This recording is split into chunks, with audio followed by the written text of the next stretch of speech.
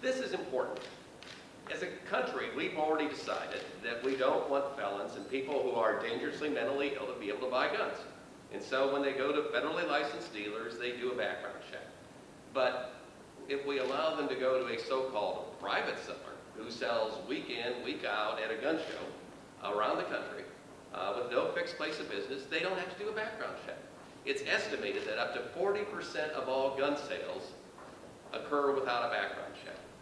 And as the senators have said, that means that felons and dangerously mentally ill people, terrorists and others can easily buy guns in these situations.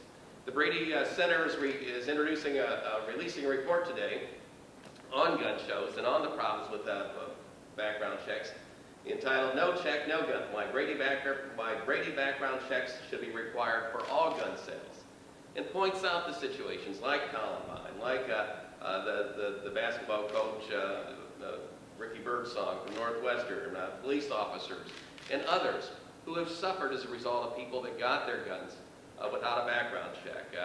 I compliment my staff, Brian Siebel, one of our former lawyers, and others who have helped put this together. It makes the case for why background checks should be required for all sales, particularly those at gun shows.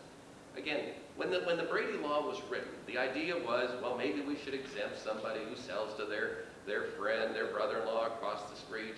But if you're in the business and have a fixed place of business, you'll do the background check. They didn't realize, perhaps, what would happen with these gun shows where you don't need a fixed place of business, where you can sell all these guns, again, with no background check. Yesterday at this time, I was on the steps of the state capitol in Denver with the family members from the Columbine tragedy 10 years ago. And we were joined there by some of the families from Virginia Tech, and I know they wish they could be here today. They're still traveling, I think, back today from Denver. But one of the clear points that was made, as the senators have said, was that the Columbine killers were able to get their guns because the person who got them for them knew there wouldn't be a background check when she went to that gun show. When you know there's no background check, we make it easy, too easy, for dangerous people to get guns. After Columbine, one of the things that happened in Colorado is they pushed to close the gun show loophole in that state, as some states have done.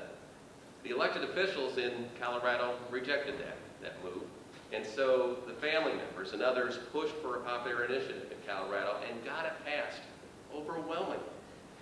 They even had support from people like Senator McCain on those efforts.